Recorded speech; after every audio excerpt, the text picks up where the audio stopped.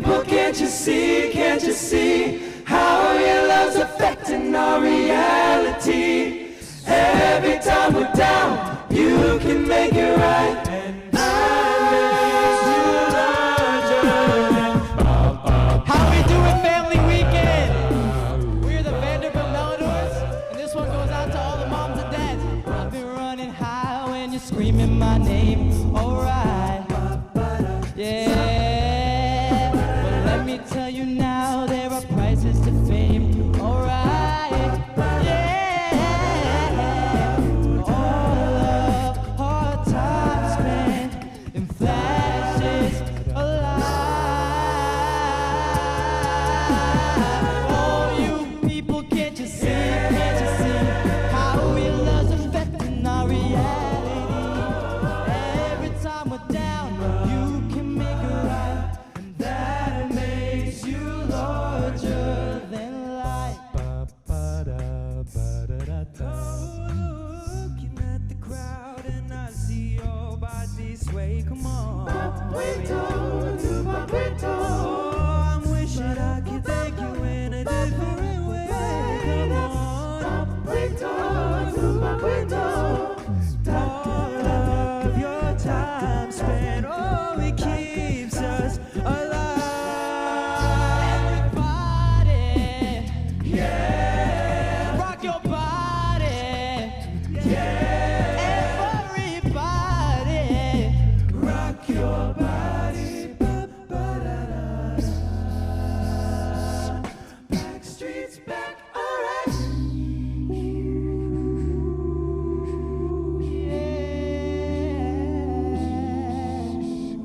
All of your time spent in flashes of light. Oh my God, we're back again.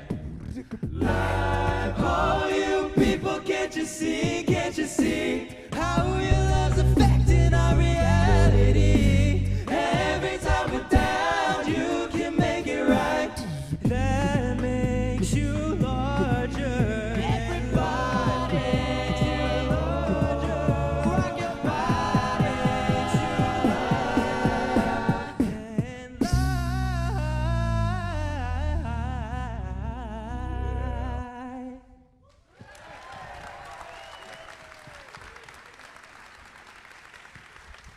Hey, y'all. Welcome to Vanderbilt. Welcome to Nashville. We are the Vanderbilt Melodores. We're an all-male identifying a cappella group here on campus, and we are so stoked to be performing for y'all. So thank you. We're going to have one more for y'all, and then things are going to kick off. But this next one is Put Your Records On. And there's going to be a little part towards the end of the song that I might need some help with. So just keep that on your radar. So, all right. Hope you enjoy.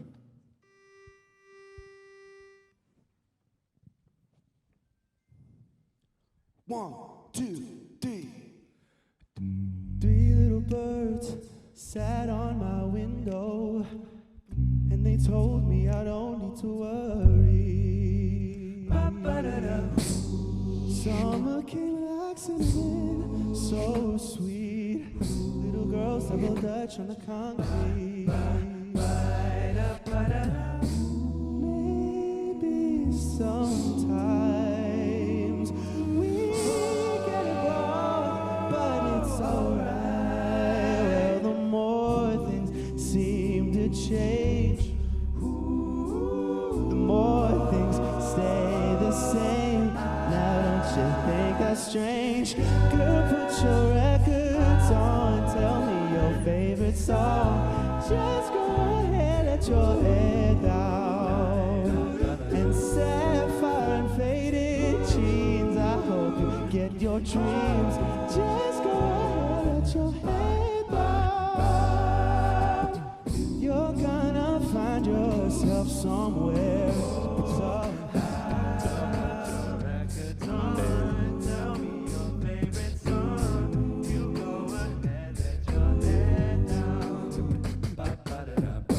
Blue as the sky, summer and lonely, sipping tea on a boat by the roadside. Nah, don't let those other boys fool you.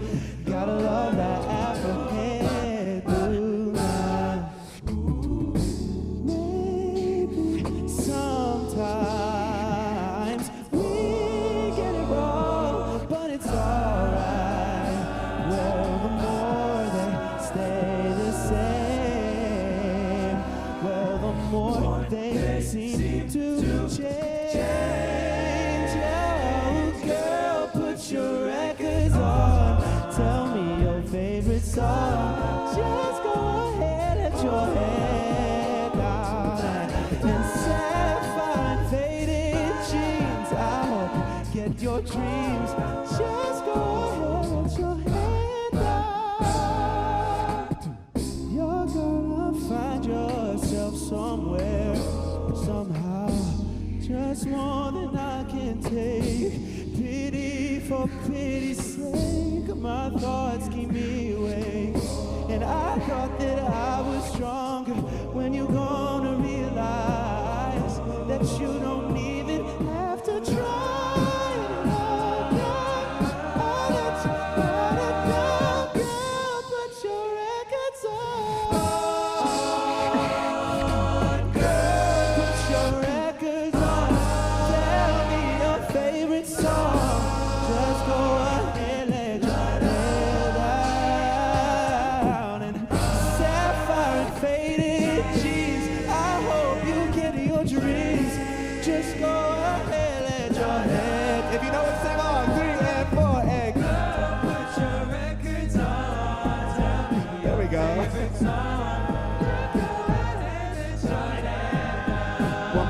One more time. Sapphire and faded jeans. I hope you get your dream.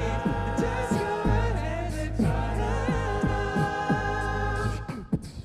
You're gonna find yourself somewhere, somehow.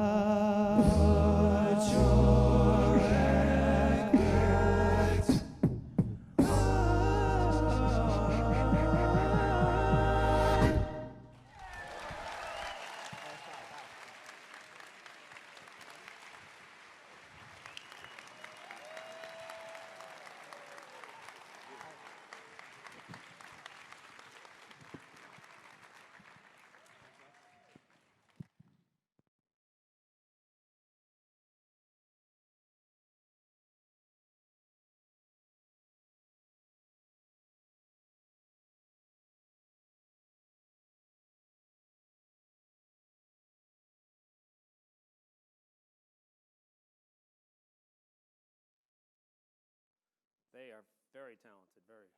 Thank you, Vanderbilt Melodores, for a great performance and being with us today. It's really a special treat to listen to that. Good afternoon, everyone. I'm Chris Mahler, and this is my wife, Grace, and we are the Vanderbilt Parents and Family Association co-chairs. We would like to extend our personal welcome to everyone here this weekend. We're so glad to see you all here in person on Vanderbilt's campus for Family Weekend. So thank you all for making it. We have had the opportunity to experience Vanderbilt with two of our children. CJ, who graduated in 2018 with a degree in public policy studies and currently works for a congressman in Washington, D.C. A lot going on down there. And our daughter, Stephanie, who is currently a senior, majoring in mathematics, minoring in computer science, business, and Italian. Your kids will surprise you, too, in the majors that they pick and minors. But for more than 8 years now, we have been part of Vanderbilt. It's been dear to our hearts and very, very special. And as you, this is off-living, but as you grow with Vanderbilt, you will feel this an incredible opportunity to participate in a fabulous organization. But we're supported with our students as challenged and inspire them to fulfill their potential when you're here at Vanderbilt. This university is a place that will provide your students with an outstanding education and lifelong network of friends, family, colleagues, and mentors. So through our son, and though our son has already graduated and our daughter will graduate in the spring, we are proud that both of them are Vanderbilt for life. We also want to share a special welcome to our first year and transfer parents. You have joined Vanderbilt at an incredible special time, with the university gearing up to celebrate its 150th anniversary in 2023. Your students will be here as the university defines its impressive and ambitious path forward for the next 150 years. For today's event, you'll first hear from Chancellor Daniel Dearmeyer, followed by a panel with the Chancellor and other university leaders, all here in the front row. The panel will include questions that were pre-submitted by those of you registered for today's event. You can also submit questions now using the link posted in the back of the room or using cards located at the back of the room as well. So if anybody has any live questions, please fill out the cards. So. It is now our pleasure to introduce Daniel Dearmeyer, an internationally renowned political scientist and management scholar, and the 9th Chancellor of Vanderbilt University. Chancellor Dearmeyer is a Fellow of the American Academy of Arts and Sciences, the Guggenheim Foundation, and the Canadian Institute for Advanced Research. He has published 4 books and more than 100 research articles, mostly in the fields of political science, economics, and management, but also in other areas ranging from linguistics, sociology, and psychology to computer science, operations research, and applied mathematics. Prior to his position at Vanderbilt, Chancellor Dearmeyer served in leadership and faculty roles at the Stanford Graduate School of Business, the Kellogg School of Management at Northwestern University, and as Dean of the Harris School of Public Policy at the University of Chicago. From 2016 until 2020, he was Provost of the University of Chicago, where he was responsible for all academic and research programs across the university and oversaw the university's $5 billion budget. A native of Berlin, Germany, and a first-generation college graduate, Chancellor Dearmeyer earned a PhD in political science from the University of Rochester. He also holds master's degrees in political science from the University of Munich and in philosophy from the University of Southern California. Please welcome Chancellor Daniel Dearmeyer.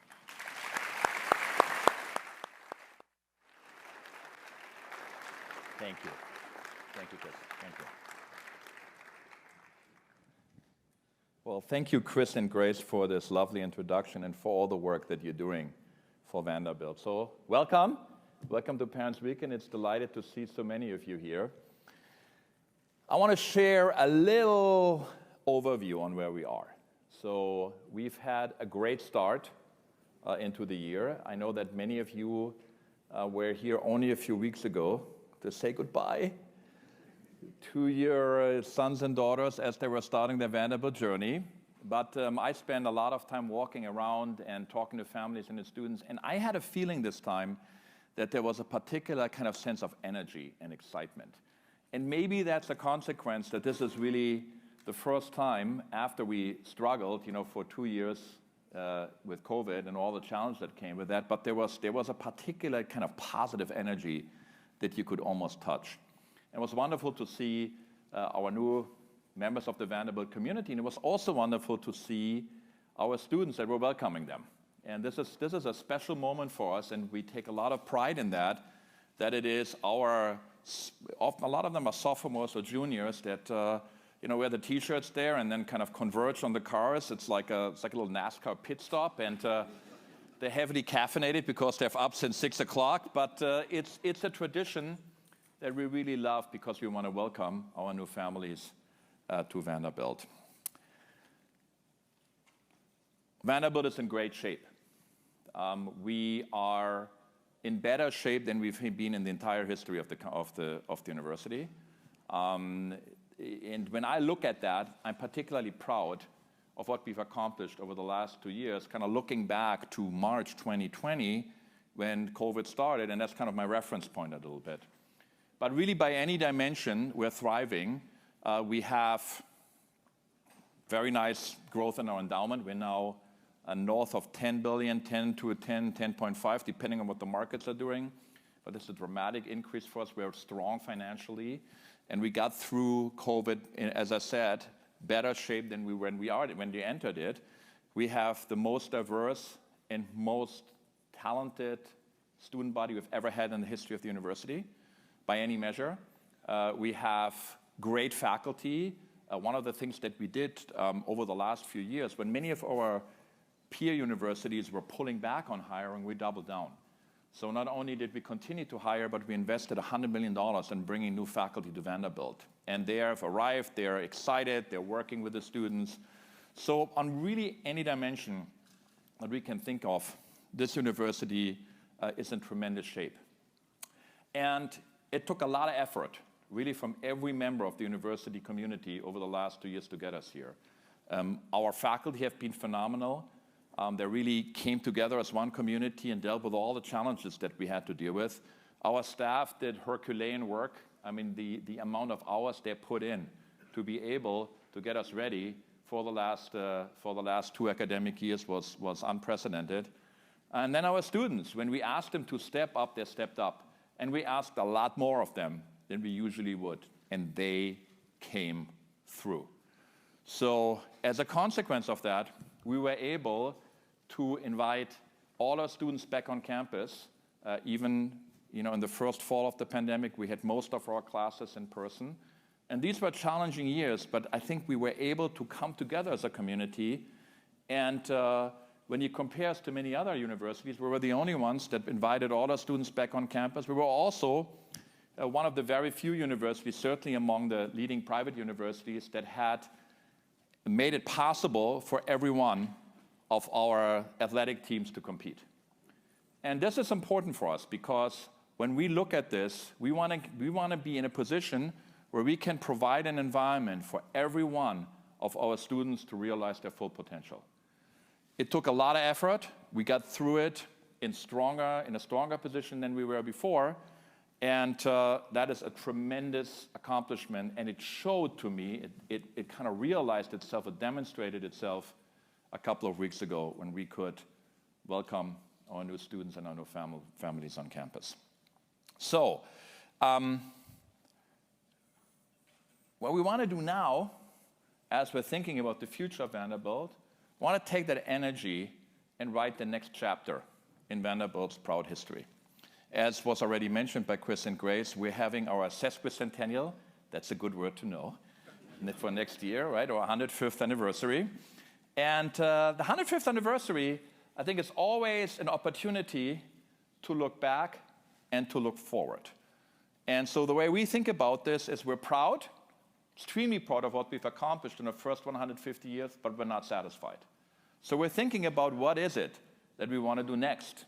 And my view is that in order to excel, in order to really realize your full potential, whether that's as a human being or as a university, you need to know who you are, what you're all about, what makes you distinct, what is your identity.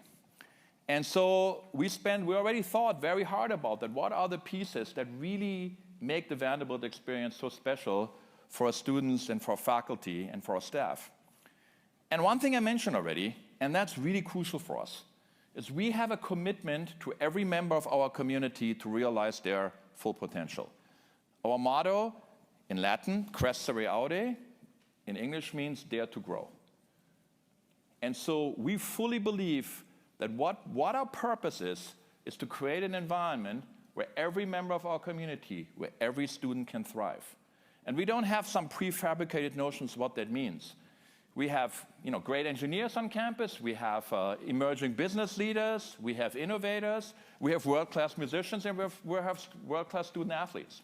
And every one of them needs to be in a position where they can realize their full potential.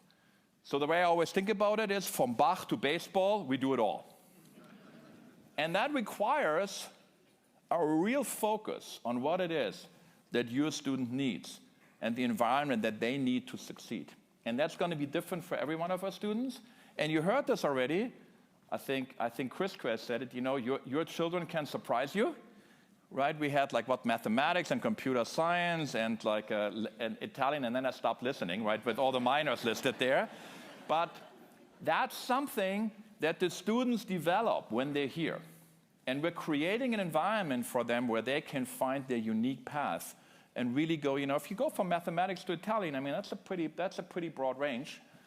But that's what we want for our students. Create an environment where everybody can realize their full potential. And we have a point of view on what that's all about. What is it that helps our students realize their full potential? And we believe strongly that the best way for our students to realize their full potential is to be in an environment, in a culture that is based on a sense of community, where we're all in this together, we all support each other, that's supportive and challenging. That's the way we think about it. So we think about Vanderbilt as a community. And that includes our students, our faculty, our staff, and it also includes our parents. So what that means, when we're thinking about it in a concrete fashion, this is an extremely collaborative and cooperative university, but we bring it to everything that we do. So I want to give you one example of that. A big issue on many university campuses, and also a big issue for us at Vanderbilt, which is to make sure that we have a culture and an atmosphere of free expression, so that our students can really, in order to realize their full potential, that they can engage with the complex issues of the day in an environment that can fully explore all the various different ideas that they're interested in and that they want to discuss. So we have a full commitment, we have a strong commitment to that, to free expression on campus, but we do it the Vanderbilt way. So the first pillar on that is that we firmly believe that the university needs to a place that is committed to having open forums on anything that our students want to discuss and our faculty want to research. And that's our responsibilities as leaders of this university, is to make sure that we're creating an environment and a setting and a platform where our students and our faculty can take the ideas wherever they want to take them. Because to have a transformative education and to have path-breaking research, you need to have the freedom to explore ideas. And then the second piece for us is the second plank of what we're doing. We call this principled neutrality. By principled neutrality, we mean is that we want our students and our faculty to explore the ideas. We don't want to tell them what to think. So our view is that we should encourage debate, not to settle it. And that means is that we will be vigorous on the values that are core to the university, but we will refrain from trying to settle debates that our students and faculty really want to engage with. So that's the second principle, we call it principled neutrality. But you can have all sorts of great principles and policies. At the end of the day, what's crucial is our culture. And our culture is a culture of respect and a culture of civic discourse where we remember, even though we have passionate positions and we care deeply about certain issues, we never forget that we're members of one community. We want to listen to each other, we want to understand each other, and we don't want to rush to judgment. In today's environment, where we're living in such polarized times, that is not easy. But it is something that we're committed to, and we're asking our students to step up and embrace fully. And I'm happy to say that they are really stepping up to those challenges, which sometimes are not easy. Once we know who we are, we can build the next great 150 years of Vanderbilt. So we will continue and accelerate our investment in our students. A big part for that is the full build-out of the residential college model. We will continue to invest in our faculty to make sure that Vanderbilt is a destination for the very best in their fields. And we also want to make sure that Vanderbilt is a place that's engaged with the community and becomes a center for innovation, both in Nashville and in Tennessee. And we want to do it as one community, not siloed, not one part of the university going here, one part there, but as one community, guided by the same purpose and grounded in the same values. And we want you to be part of this community. So we're very keen on having our parents see themselves as members of the Vanderbilt community. Not just your students, but we want you to be involved as well. So how can you do this? Well, you can, for example, spread the word about Vanderbilt, right, in your communities. You can share your experiences, and we're happy to help you with that. Or you're interested maybe in career aspects, right? We had a big discussion of that earlier today, and I heard, Alex was there and a couple of others of the leadership team to talk about how we're thinking about supporting our students in their path to careers. But many of you have opportunities on that. We'd love to hear about them. So think about yourselves as members of the Vanderbilt community for life just as much as your students will be. This is who we are. This is what makes us distinct. It is not a common thing across universities, but it is very much an essential component of the Vanderbilt way. So we're excited about the new academic year. We're excited to start our celebration of the sesquicentennial next year, and we're excited to have you with us on campus today, and I want to thank you for entrusting your children to Vanderbilt. Thank you very much.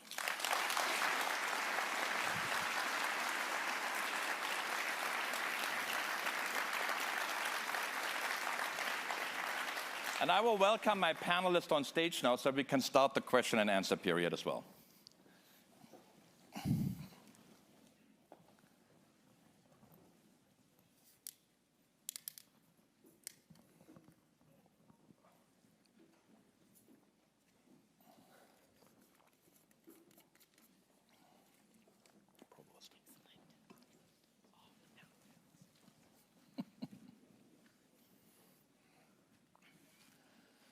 Thank you, Chancellor Dearmeyer, for your inspiring remarks and for your leadership of Vanderbilt University. We are grateful to you for being here today, and we also have a number of other university leaders joining us on the stage for the Q&A portion of today's events. In addition to Chancellor Dearmeyer, we'd also like to welcome Sibel Raver, the Provost and Vice Chancellor for Academic Affairs, G.L. Black,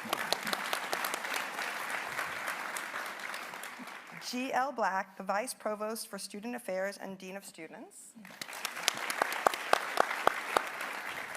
Tiffany Tung, the Vice Provost for Undergraduate Education. Pamela Jones, the Associate Vice Chancellor for Health and Wellness. Andre Churchwell, the Vice Chancellor for Equity, Diversity, and Inclusion. And David Turkile, Associate Vice Chancellor for Auxiliary Services. Thank you all for being here today, and to the other university leaders who are joining us here from the front row. And thank you all that have submitted questions today. So I'll kick it off to start. So the first question is one that addresses something that you mentioned in your remarks, Chancellor Dearmeyer. And the question states, how do you ensure free, unfettered speech on campus and ensure that the cancel culture and censorship doesn't silence some voices? We'd also be interested to hear from Vice Provost Tung and Vice Chancellor Churchwell about their perspectives on that question. Great question, and I'll kick it off, and then Tiffany and Andre will add their perspective as well. This is a really important topic. And it's a really important topic because we firmly believe that in order for our students to have a transformative education where they grow, there need to be an environment of free expression. And you heard about some of the principles that I mentioned, the sense of open forums and the sense of principled neutrality. But I think there's another really important part that I touched upon in my remarks as well, which is the culture that we have. And I think what we see sometimes when this breaks down is that we get so vested in the particular point of view that we have that we stop listening and we stop forgetting that we are members of one community that are really all struggling, to try to figure out these difficult and challenging topics. And one of my faculty members had a wonderful term. She called it the rush to righteousness. Okay? And what that means is that, we then kind of conceptualize a particular topic as, are you with me, are you against me? And if you're not with me, then you're against me, and then I can call you names, and then then it becomes an arm wrestling match. Who can shout the loudest? And it's everyone's responsibility that before we judge, before, we get into this kind of, into these two camps, we want to spend a lot of time to understand where everybody comes from, and that we have different points of view, and that fundamentally we guided, by the same sets of values. That is something that we are deeply committed to, but it's really important that the students have a role in that as well. Because what happens in the classrooms, that's one piece, but also what happens, in the colleges, on the way to school. And we had 10 days ago, 2 weeks ago, something like that.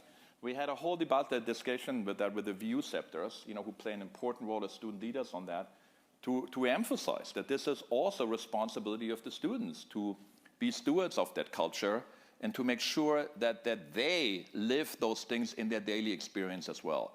So, complicated issue, very important for us. our values are clear, our direction is clear, but it must be sustained by the day-to-day culture of discourse and the discussions that we have in the classroom and in the Vanderbilt community. Vice Provost Tong?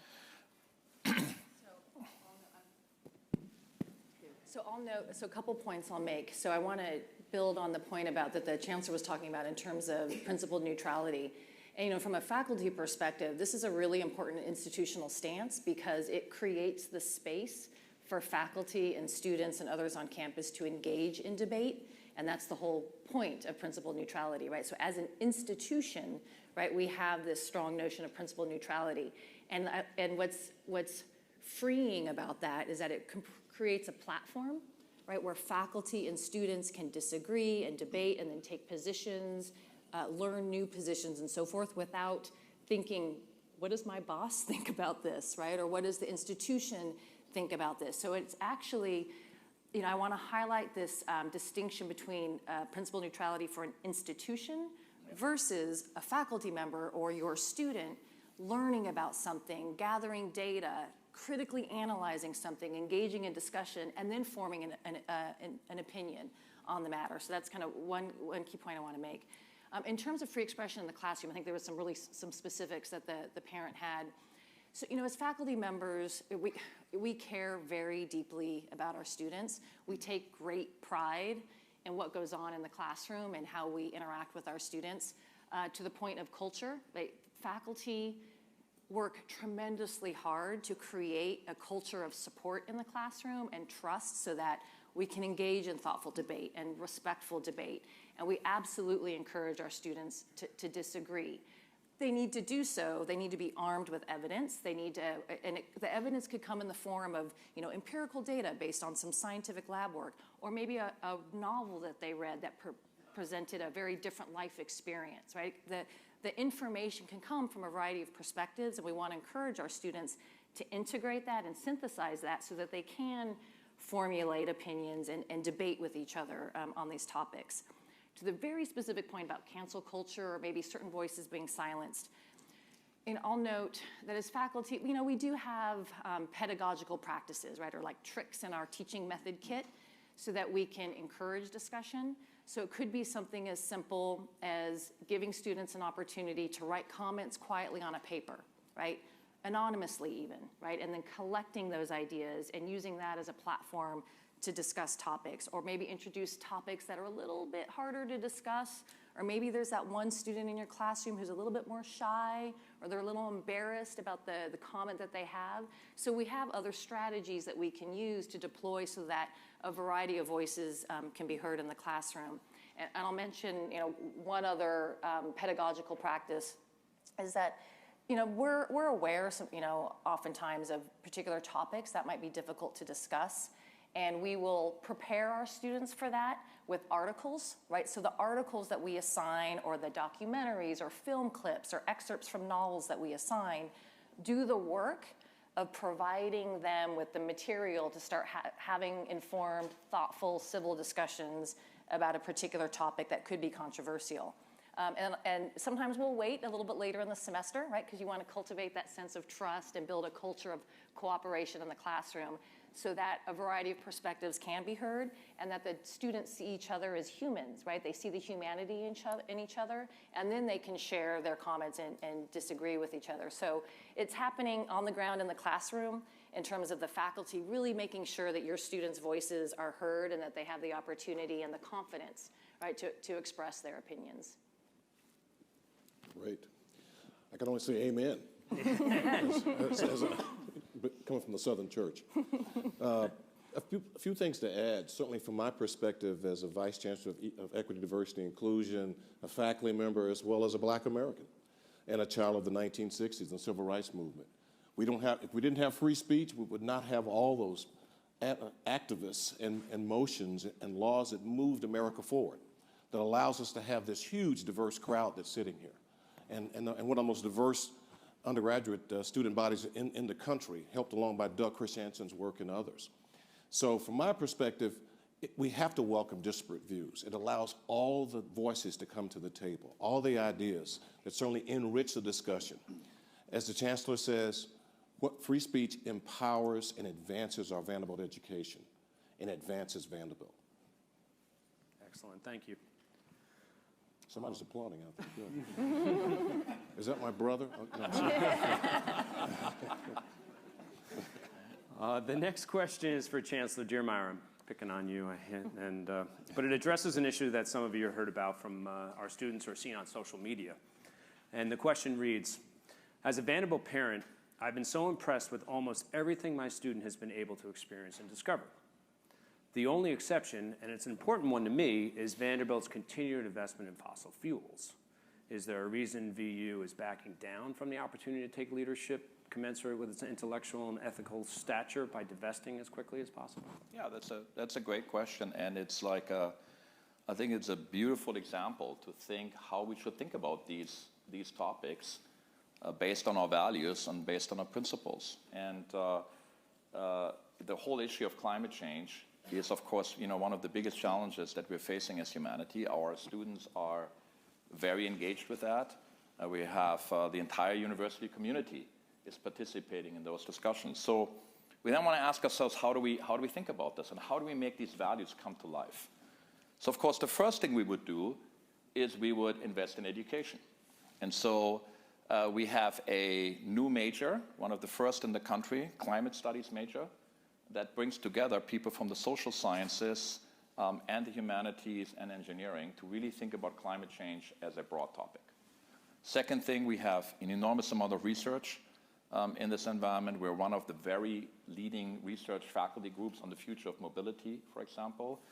But it's not just there, it's across the sociology, it's across a whole variety of parts of the university that all are thinking about finding solutions on that. And then the third component is our innovation. I mentioned before, we want to be a center of innovation. And so one thing we did as a university, we partnered with the Tennessee Valley Authority, which is the big public utility in the Southeast, in order to think about how can we reduce our carbon footprint as a university. And we looked at our electricity generation and basically co-invested with them in solar farms, one of them in Bell Buckle, Tennessee, where I was glad enough to cut the ribbon. Huge muddy field in the middle there, but it was a great day. And that basically our electricity generation will be carbon neutral next year. The first university in the country where this is happening. So education, research, innovation, we're totally engaged with that. Now, where we want to be careful is exactly on this issue of principle neutrality. So the issue of principle neutrality, Tiffany, you said it so beautifully, right? We want to create space for our students and our faculty to wrestle with these issues and then to come to their own conclusion and take their own point of view. We do not want to lay down the party line.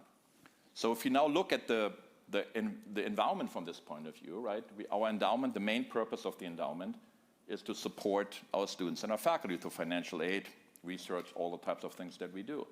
So if you're divesting now from, if you join a divestment or you have a divestment policy, what you're doing, in fact, is you're saying we will no longer invest in Western fossil fuel companies.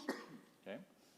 Now, that's one policy position, and you may support that policy position or not. So there are certain people that are very much supportive of that policy position.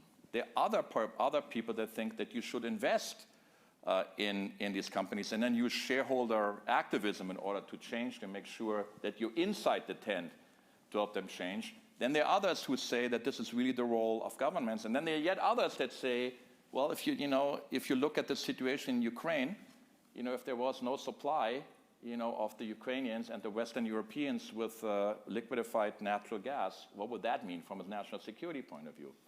Lots of different points of views. All, I think, can be supported, by its different types of arguments. And I'm sure you have a different point of view, every one of them here. So our view is we don't want to lay down the party line. So we want our faculty, our students, and the members of our community to discuss with each other, to come to their own conclusions and create a platform where the members of our community can freely debate these issues. Our goal is to encourage debate, not to settle it. That's why we're not using the endowment as an advocacy tool. Thank you.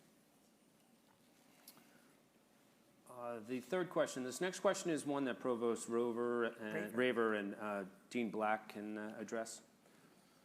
What mental health supports are available to the students, and what is the university doing to address that perception that it's hard to access those supports? Thanks so much for the question. Of course, you all know and we all recognize that we want to support students' fullest potential, particularly by making sure that students are in a position where they're healthy, they're happy, they've gotten rest. Obviously, the transition to college poses significant challenges for kids, for adolescents, for young adults, whether that's this year or any prior year, but that in the period during COVID, that has been especially true. And I say that not only for Vanderbilt, but for higher education more broadly. I'm headed tomorrow to Laguna Beach for a national meeting of the 50 provosts from elite private institutions like ours to be able to discuss exactly those issues, that we have seen a substantial increase in students' mental health concerns. And that is also true not just for college students, but also for high school students, for middle school students, and the like. And so this concern is, I think, our national concern, and one that we take very, very seriously here on this campus.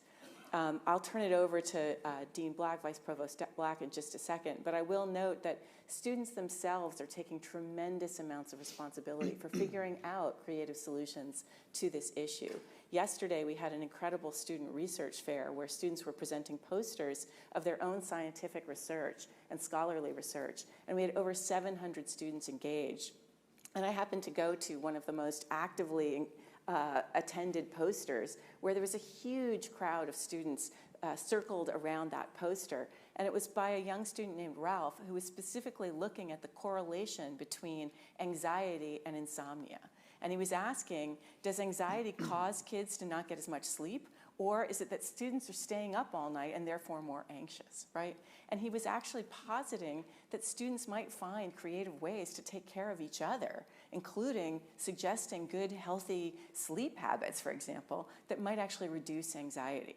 So I want to turn it over to GL to speak about the many services that we have, but also just to highlight that I think this is an active topic that students themselves, your sons and daughters, are deeply, deeply engaged in and are really actively trying to work together with each other to address.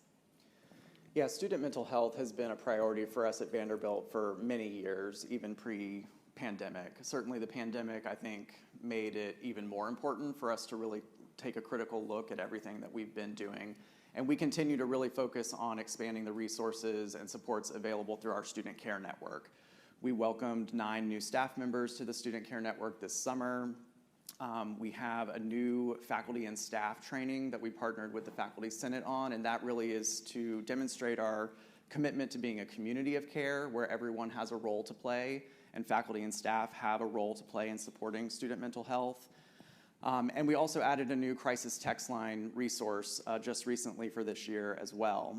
But one of the other things that's really, really key, I think, and the pandemic really helped open this up in terms of virtual options and telehealth, is really being able to offer services in a variety of modes and in a variety of locations so that students can have different points of access, easy access to resources. So in that vein, we've recently revamped our homepage for the Student Care Network. That's a much more, it basically directly asks students, what are you looking for? What do you need? And then it has blocks, and you click directly on what you're interested in or what you think you may need. And more than that, we really have focused a lot on expanding what we call satellite services. So these are services that we provide in various locations across campus as well as virtually.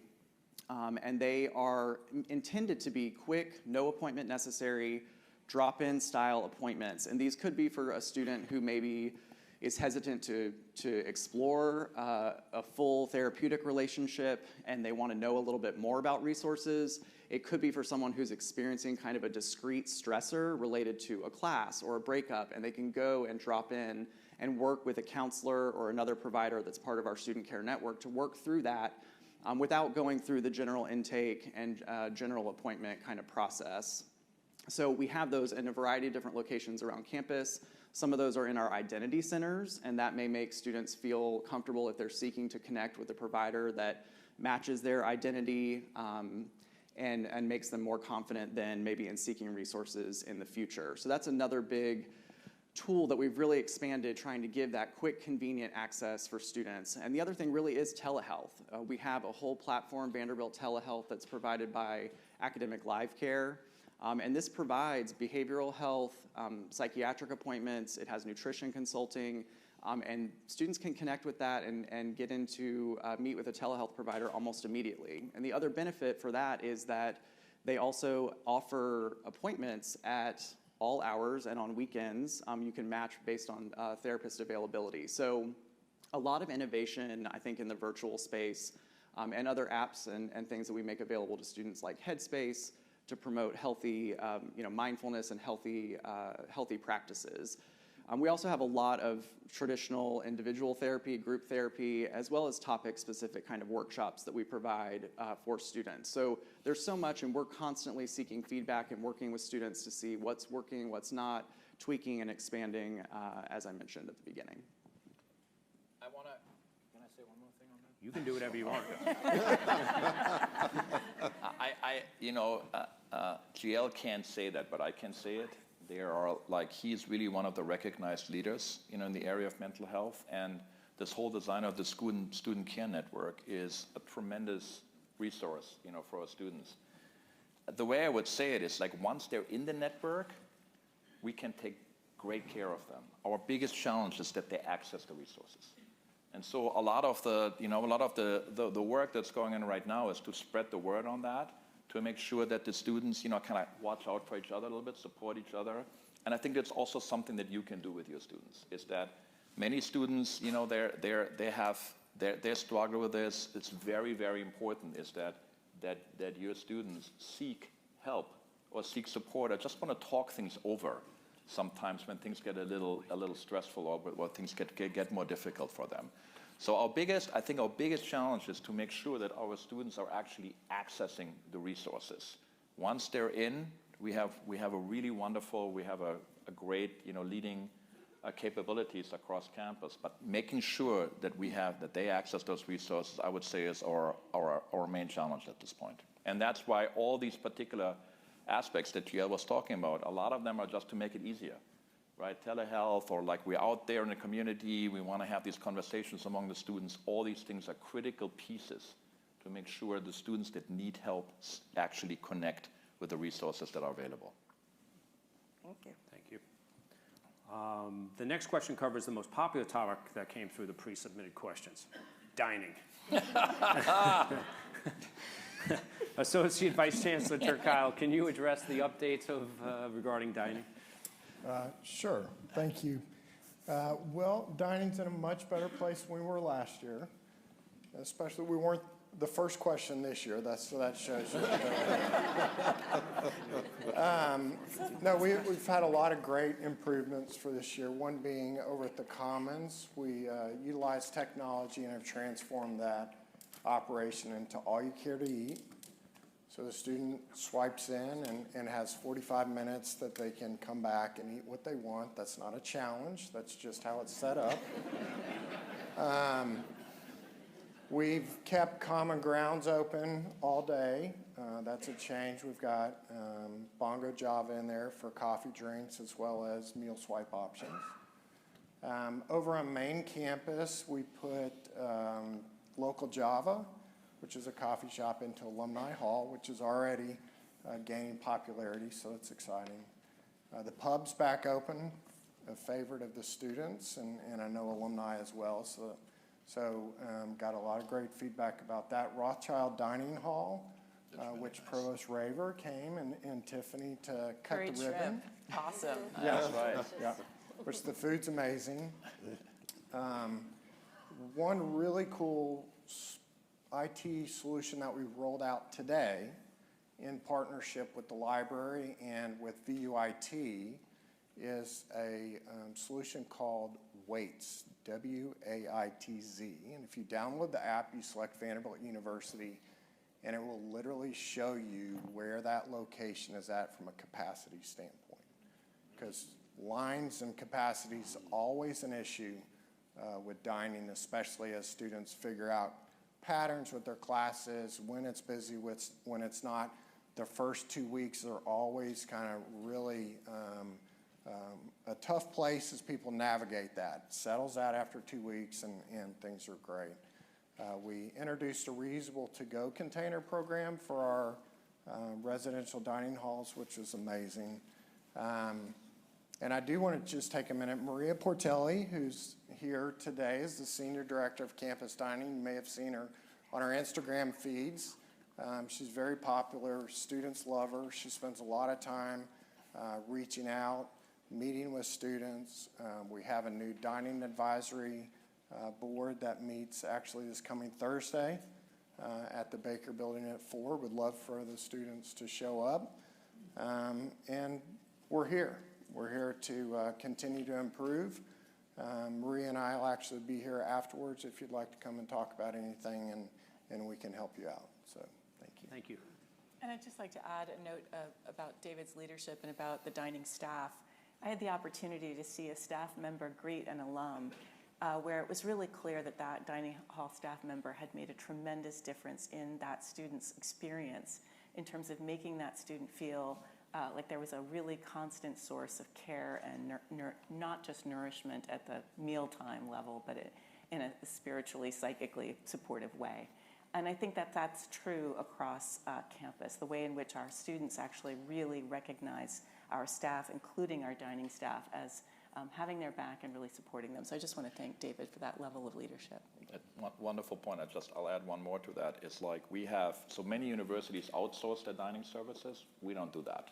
So we have, we have our dining people work in the dining services, all part of our community, and it's exactly for that reason. Is we want them to be part of the community, and so often they are a point of support for our students, and not just nourishing, but just somebody there to talk to and so forth, and that's an important part of how we think about the Vanderbilt community, broadly speaking. Thank you. We next have an issue that Provost Raver and Associate Vice Chancellor Jones can address, please. How is Vanderbilt supporting the health needs of its female students and employees, given the state of Tennessee's restrictions on women's rights to health care? Sure. So you heard so clearly from the Chancellor that our deepest principle, our guiding principle, is that every student should be able to fulfill her fullest potential, her employment potential, her learning potential, her leadership potential. And I will say that the Chancellor is a tremendous champion of leadership and educational opportunity for women and girls broadly, as am I, of course. So that principle guides our approach, and that includes having a full, really active level of commitment across the university through a task force that we formed between faculty, staff, and students to really think creatively about how we were going to address that. We have done a number of really, really innovative things in a very short period of time, including being able to appoint a specific coordinator who gives students a lot of support and the opportunity for a confidential and unbiased conversation about the kinds of student choices that those students may need to make or may want to make. And I'll turn it over to Pam Jones for her terrific leadership in this space across so many different health concerns.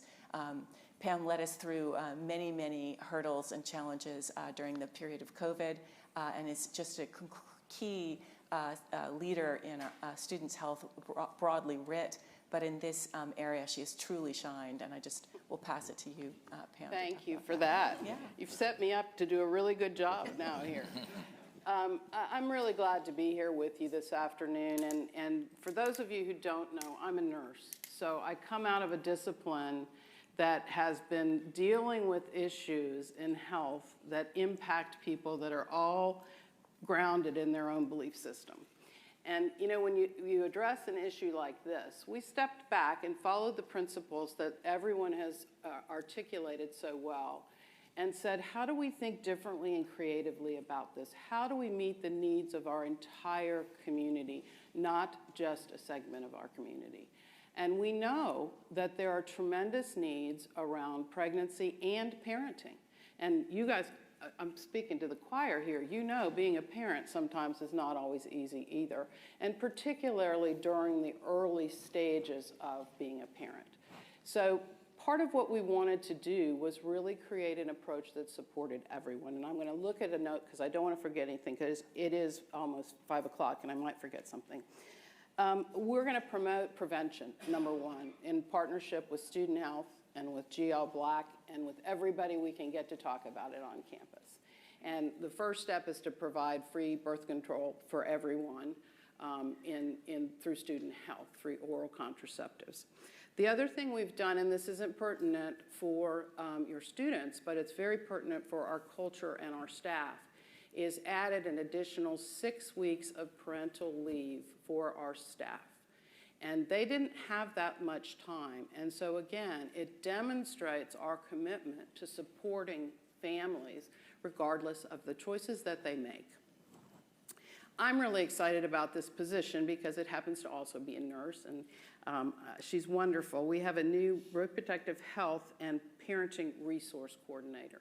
She started on September 1, and she is a certified nurse midwife by training. And I don't know how many in the audience are familiar with that role or that training, but that discipline is specifically trained around unbiased support for pregnant individuals and helping them down the journey of, in a very, very unbiased way.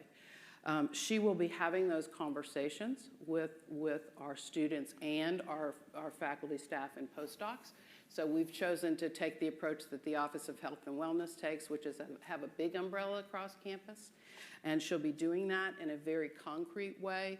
I want to mention, because mental health was a topic, that she will be partially housed in the University Counseling Center, because we clearly recognize the connection, partially housed and then partially with our EAP program, which is our employee side. We clearly recognize the connection of these sorts of issues for people with their mental health. And we want to be sure we've got a very seamless referral, should that need to happen, to those other enhanced services. We are creating two funds, an Employee Critical Support Fund and a Student Critical Support Fund. And this individual, Hannah's her name, will be having those conversations about that. And those funds will be available to provide one-time aid for unexpected events, including costs related to medical procedures not available in Tennessee and early parenting stressors or early parenting issues. So we're excited to be able to have that, completely excited. And these things are not things that we just thought up overnight, although we implemented them pretty quickly.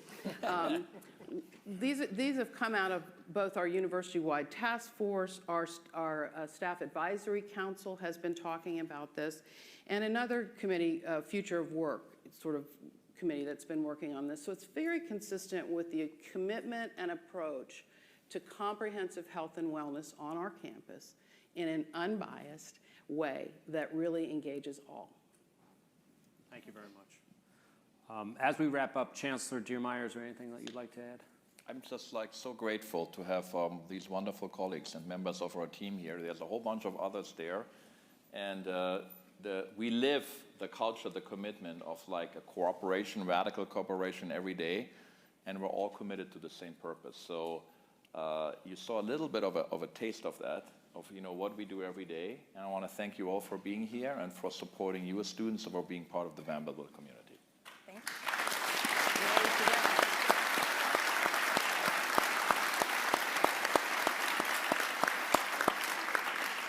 So thank you, Chancellor Dearmeyer, and to all the other university leaders who have joined us here today. We are grateful for the additional insights and the information you shared today. And some of our other university leaders will be able to stay after for a few minutes to answer any specific questions you may have for them. But I know, Chancellor Dearmeyer, we know you have to leave a little quickly. Right after this event, he is taping a segment for the Paul Feinbaum Show, part of the SEC Network's coverage on campus this weekend. So look for him on TV. Thank you.